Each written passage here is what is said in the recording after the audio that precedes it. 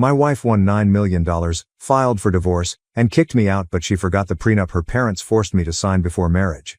My wife won a $9 million lottery, filed for divorce, and kicked me out, but she forgot about the prenup that her parents compelled me to sign before our marriage. I am from a humble family. My parents live in a quiet suburb, and I grew up in a little 3-bedroom house that always smelled like fresh laundry and homemade food. After high school, I worked a variety of odd jobs, including bartending, helping at my uncle's hardware store, and eventually managing a local sporting goods store. It was not glamorous, but it was genuine. My wife, on the other hand, came from a world that I had never known. Her parents owned several properties, drove expensive automobiles, and threw enormous, extravagant parties a few times every year. Let's name my father-in-law Phil, and my mother-in-law Maëlle.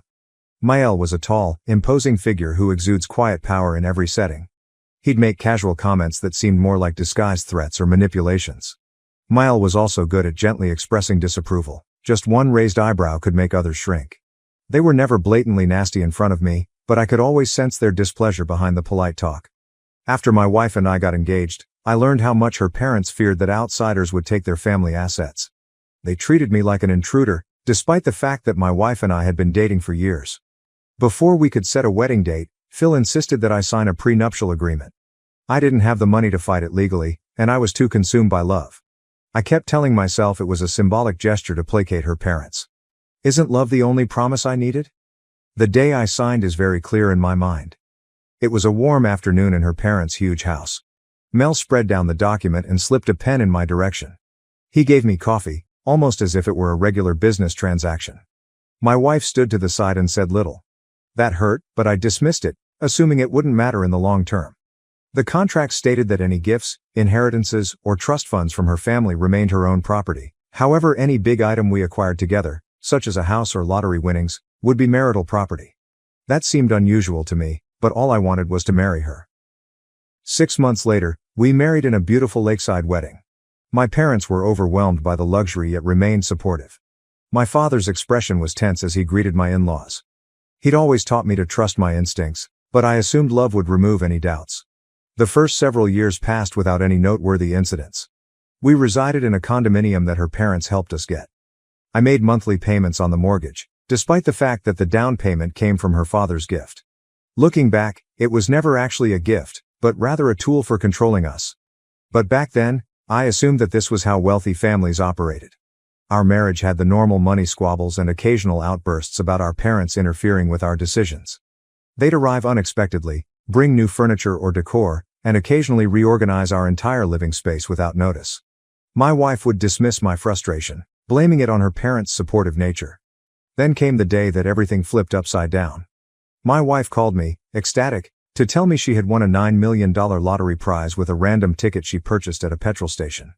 At first, I was overjoyed, fantasizing about quitting our jobs and exploring the world, but my excitement gradually faded. She insisted we keep it a secret, even from my parents. She got strangely paranoid, talking about claiming the money correctly and meeting with lawyers I'd never met before. When I asked to attend these meetings, she told me I'd be out of place, which stung. I had no idea the main surprise was about to occur. One afternoon, I returned home from work fatigued to discover her searching through drawers with her aunt.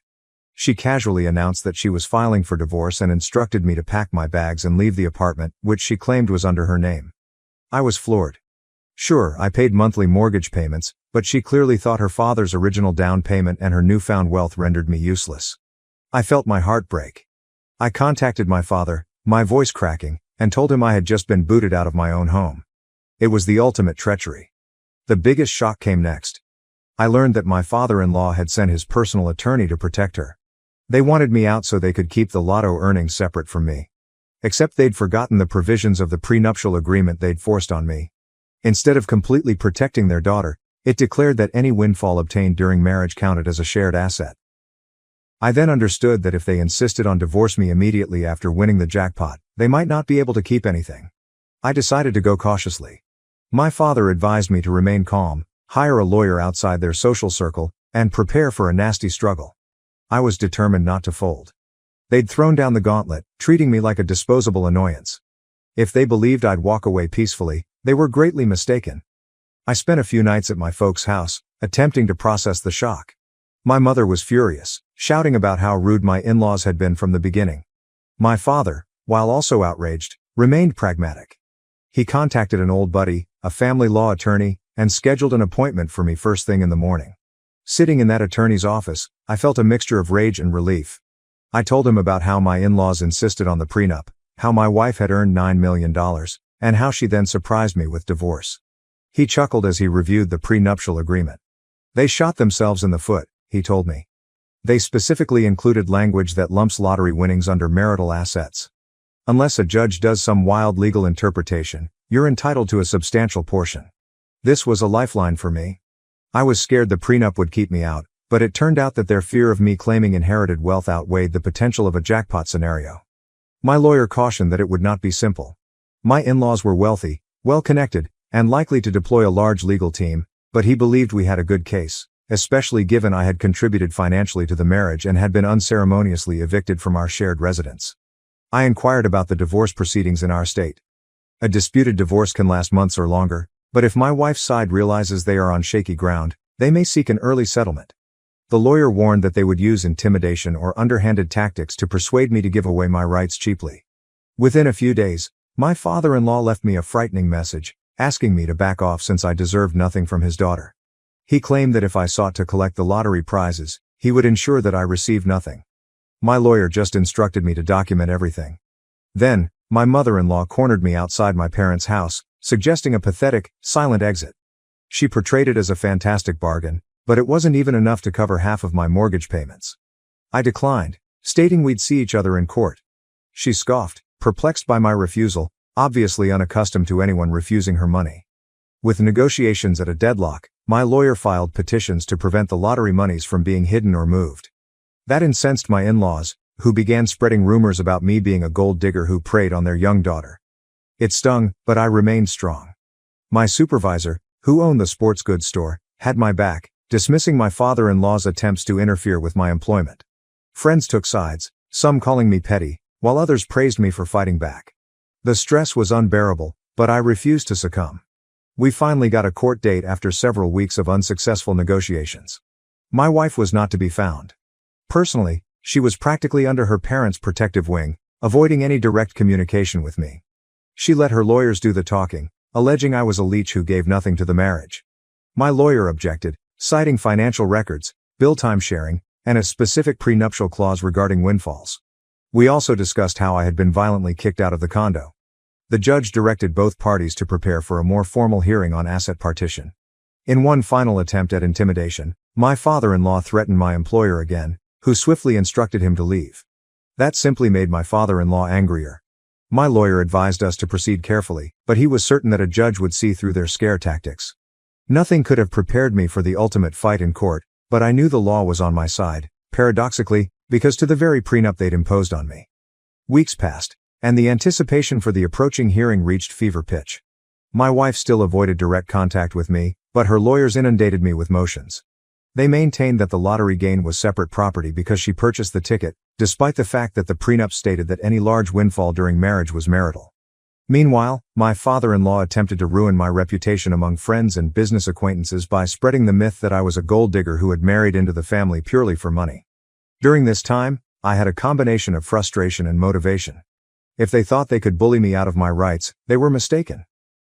I had records that demonstrated how I contributed to our shared existence, such as electricity bills, groceries, and half mortgage payments.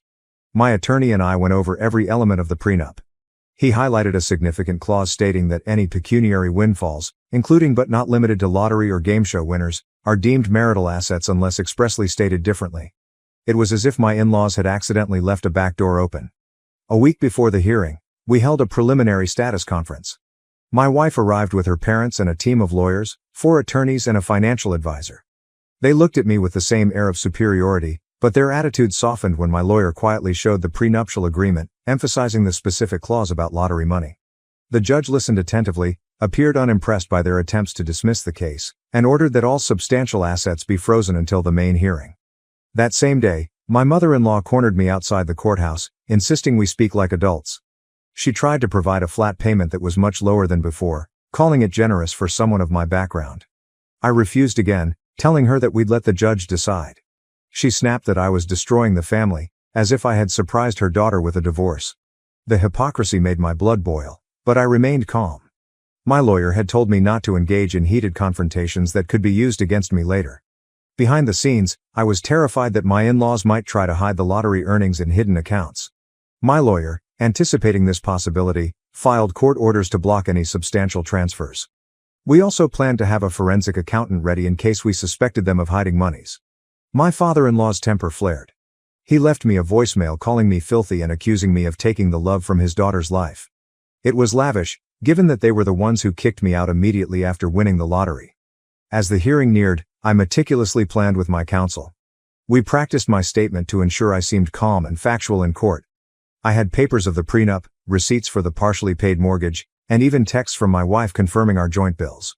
The lawyer advised me to make my replies succinct, but the evidence will speak for itself.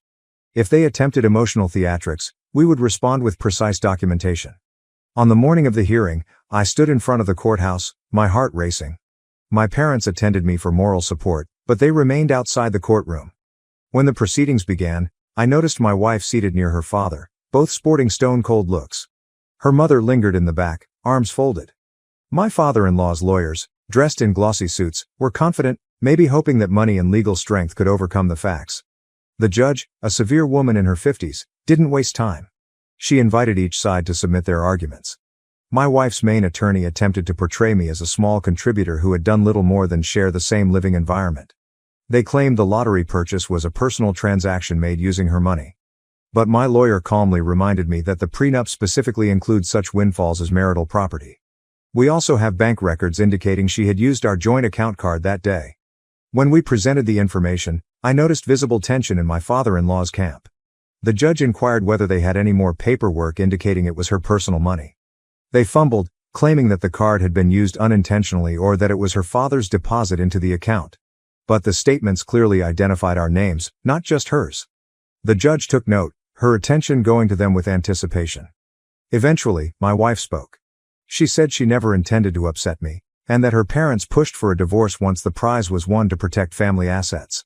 She fumbled over her words, acknowledging she was under pressure but also attempting to excuse it by claiming that if anyone found out about the money, they would come after us. My lawyer inquired whether she consulted me before making these judgments. She admitted number. The judge's disdain was evident. By midday, it was evident that their prenuptial agreement was a double-edged sword. The exact document they'd used to isolate their money now threatened to put a large sum of lottery prizes in my hands. The court ordered a second hearing for final judgments, noting that she preferred to approach the lottery as a significant marital asset subject to equitable division. Outside, my father-in-law went by me, mumbling, "This is far from over," but his confidence was clearly shaken. Their desperation grew in the weeks before the ultimate verdict. My father-in-law's lawyers tried everything, submitting motions to revise the prenuptial agreement's terms, arguing the goal was not to include lottery winnings. The judge dismissed the motions, citing the plain text. My mother-in-law tried to corner me again, warning me that if I hurt their family, I would regret it. I told her straight up that they'd started this by pushing me out and surprising me with a divorce. My wife attempted to contact me, leaving an emotional voicemail expressing her desire for things to end amicably. She offered that if we just had a secret agreement, we might be able to recover some of our relationship. I would have considered it if they had treated me fairly from the beginning, but after the intimidation, falsehoods, and forced removal, my trust had evaporated. My lawyer warned me not to engage in these back-channel discussions. We had a strong legal position and no reason to settle for crumbs. Finally, the day for the final hearing arrived. The courtroom was filled with attorneys from both sides. My father, mother, and a few friends arrived to support me, sitting silently at the back. The judge took the bench, reviewed the amended documents, and approved final remarks. My father-in-law's lead lawyer took one final shot, portraying me as a crafty opportunist who uncovered the prenup's loophole after benefiting from the family's generosity. My lawyer responded with plain facts. 1. They compelled me to sign the prenuptial agreement. 2. It specifically mentioned the lottery or other windfall as shared property. 3. My father-in-law financed a portion of our condo, but I contributed monthly, so it was not a completely independent asset. Furthermore, the quick divorce petition following the prize was typical evidence of their plan to keep me from the rewards. The judge listened intently and then issued her decision. She stated that the lottery wins definitely fell under marital assets under the prenup's terms. She chastised my in-laws for attempting to pervert the agreement they had drafted. She also determined that my wife's abrupt expulsion of me from the condo was unfair, and that I was entitled to repayment for my share of the mortgage and marital contributions. In brief, the judge issued an order stating that I would receive a significant portion of the lottery winnings, as well as compensation for my condo part. We parted ways, with a finalization date set for a few weeks later just to complete papers. My father-in-law's expression was thunderous, and my mother-in-law was incensed, whispering fiercely to him. My wife stood there with tears in her eyes, either from genuine remorse or fury over the loss of so much money. I felt both vindication and grief. We used to love one another, but greed, parental influence, and their attempts to exploit me destroyed everything. In the aftermath, their lawyers attempted to provide a slightly changed settlement, most likely expecting I'd accept a lower figure to avoid more complications. My lawyer urged that we accept the judge's decision as is. We had no reason to cut it. The only concession I made was to give up any stake in the condominium. I never wanted to step foot in that place again. They cut me a check for an amazing amount. Was that half the jackpot? Not quite, but it was large enough to allow me to reconstruct my life comfortably. Throughout it all, I concluded that my in-laws, in their hubris, assumed that wealth would protect them from consequences. They did not expect me to fight back effectively. Ironically, the prenuptial agreement they insisted on became the tool that secured my part of the winnings. If there was ever poetic justice, this was it. My wife, as far as I know, is still under her parents' care. She's lost face in her social circle as a result of the chaos that ensued. Some common acquaintances have informed me she is grappling with guilt, but I doubt she would ever openly recognize her family's role in planning this. As a token of appreciation for their support, I used a portion of the settlement to assist my parents in upgrading their home. Another chunk was invested, and while the entire experience left me scarred, changing my perspective on trust, marriage, and money, I find comfort in knowing I remained firm. I refused to be bullied into taking table scraps. Although it was brutally painful, the end result felt like a victory over oppression. Now, free of my in-laws' deceptive grip, I'm moving on. I've returned to a simpler existence, which is oddly reminiscent of my pre-marriage days, but I'm stronger, wiser, and far from the naive man they thought they could steamroll. If they remember anything about me, it should be that they unintentionally provided me with the legal tool I needed to avoid going bankrupt. They launched the war, I completed it, and that concludes this chapter. Thank you for watching. If you haven't subscribed yet, please do so and hit the notification bell to stay updated with more shocking real-life stories happening around you.